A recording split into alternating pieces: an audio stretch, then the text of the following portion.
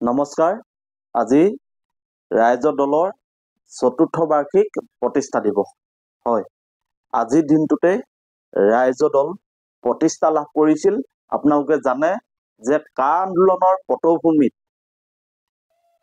ৰাইজৰ দল প্ৰতিষ্ঠা হৈছিল।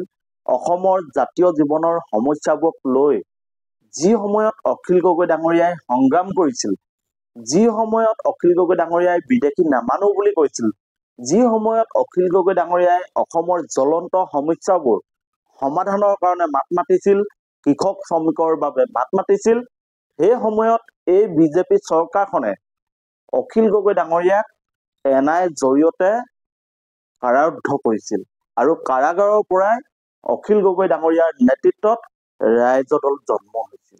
আৰু আজি ৰাইজৰ দলে চতুৰ্থ বৰ্ষত ভৰি দিছে। আৰু আপোনালোকে জানে যে ৰাইজৰ দলৰ সভাপতি অখিল গগৈ ডাঙৰীয়াই কাৰাগাৰৰ পৰা যেনেকৈ ৰাইজৰ দলটো জন্ম দিছিল, ঠিক তেনেকৈ অখিল গগৈ ডাঙৰীয়াই কাৰাগাৰৰ পৰা তেওঁ বিধায়ক ৰূপে নিৰ্বাচিত হৈছিল। অসমৰ প্ৰথমজন ব্যক্তি যি কাৰাগাৰত থাকি এবাৰো ৰাইজক ভোট দিবৰ বাবে আহ্বান নজনোৱাকৈ অসমৰ ৰাইজে তেখেতক অফুৰন্ত মৰম দি কাৰাগাৰৰ পৰা বিধায়ক বনাই আনিছে। শিৱসাগৰবাসী সদায় ইতিহাসৰ পাতত অখিল গগৈ ডাঙৰীয়াক বিধায়ক হিচাপে নিৰ্বাচিত কৰাৰ বাবে সদায় শিৱসাগৰবাসী ৰাইজৰ নাম সোণালী আখৰে লিপিবদ্ধ হৈ থাকিব।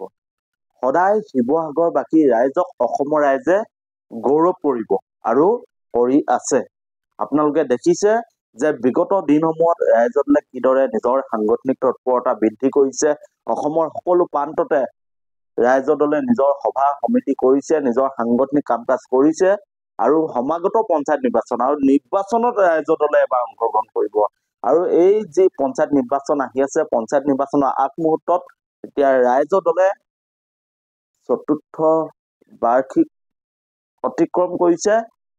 আৰু ৰাইজৰ দলে যিহেতু আজি গুৱাহাটীত কেন্দ্ৰীয়ভাৱে ৰাইজৰ দলৰ প্ৰতিষ্ঠা দিৱস পালন কৰিছে, সকলো অঞ্চলৰ নেতা কৰ্মীসকলে ৰাইজৰ দলৰ যি প্ৰতিষ্ঠা দিৱসত অংশগ্ৰহণ কৰিছে।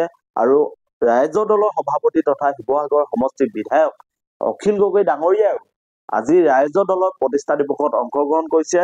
আৰু ৰাইজৰ দলৰ যি সপোনৰ অসমখন, এই সপোনৰ অসমখন আজি দলৰ কৰ্মীসকলৰ আগত অখিল গগৈ ডাঙৰীয়াই বিস্তৃত ৰূপত বুজাই দিবলৈ চেষ্টা কৰিছে। অখিল গগৈ ডাঙৰীয়াই কৈছে যে আমি অসমখন কেনেকৈ গঢ়িব পাৰো, এই সকলো কথা আজি বিস্তৃত ৰূপত অখিল গগৈ ডাঙৰীয়াই ৰাইজৰ দলৰ কৰ্মীসকলক আজি তেখেতে বুজাই দিছে। আৰু ৰাইজৰ দলৰ সপোনৰ অসমখননো কোনখন, যিখন অসমত সকলো জাতি জনগোষ্ঠী ভাষা বৰ্ণ মানুহে সমমৰ্যাদাৰে আৰু সম অধিকাৰে জীয়াই থাকিব পাৰে, যিখন অসমত সকলো ৰাইজৰ সম উন্নয়ন হয়, সেই কথাখিনি ৰাইজৰ দলে যিহেতু বিগত দিনসমূহত কৈ আছে, গতিকে অখিল গগৈ ডাঙৰীয়াই যিহেতু এখন নতুন অসম গঢ়াৰ কথা কৈ আছে, ৰাইজৰ দলে যিহেতু নতুন অসম গঢ়াৰ কথা কৈ আছে, গতিকে সেই ৰাইজৰ দলৰ আজি প্ৰতিষ্ঠা দিৱস।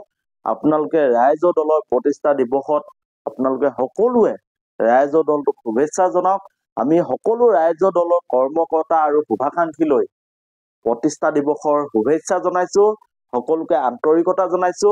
আৰু সকলোৱে ৰাইজৰ দলটোক আপোন কৰি লওক, যি দলে অসমত প্ৰকৃতাৰ্থত উন্নয়ন কৰিব পাৰিব, সকলো জাতি জনগোষ্ঠীৰ মাজত ঐক্যতা আনিব পাৰিব, সকলো জাতি জনগোষ্ঠীক লগত লৈ উন্নয়নৰ কথাবোৰ ক'ব পাৰিব আৰু অসমখনক সঁচা অৰ্থত পৰিৱৰ্তনৰ দিশত লৈ যাব, যিখন অসমত কেতিয়াও সাম্প্ৰদায়িকতাবাদ নাথাকে, যিখন অসমত কেতিয়াও বিচ্ছিন্নতাবাদ নাথাকে, যিখন অসমত কেতিয়াও হিংসা নাথাকে, তেনেকুৱা এখন অসমৰ মূল মন্ত্ৰ হিচাপে লৈ ৰাইজৰ দলে এতিয়া আগুৱাই গৈছে।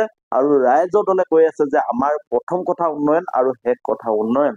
গতিকে সম্পূৰ্ণৰূপে ৰাইজৰ দলে অসমখনক উন্নয়নৰ দিশত লৈ যাবৰ কাৰণে অসমত যি ধৰ্ম নামত ৰাজনীতি চলি আছে, যি ভাষাৰ নামত ৰাজনীতি চলি আছে, যি জাতিৰ নামত ৰাজনীতি চলি আছে, এই সকলোবোৰ ৰাইজৰ দলে নোহোৱা কৰি সকলোকে এখন ৰূপান্তৰৰ অসম দিব, যিখন অসমত ফেচিবাদ নাথাকিব, যিখন অসমত আপোনালোকক আমি পূৰ্বতে কৈ আছো যে সাম্প্ৰদায়িকতাবাদ নাথাকিব, বিচ্ছিন্নতাবাদ নাথাকিব, তেনেকুৱা এখন অসমৰ কথা যিহেতু ৰাইজৰ দলে কৈছে, গতিকে সকলো শ্ৰেণী মানুহে আহক, ৰাইজত যোগদান কৰক আৰু নতুন অসম গঢ়াৰ ক্ষেত্ৰত সকলোৱে অংশীদাৰ হওক।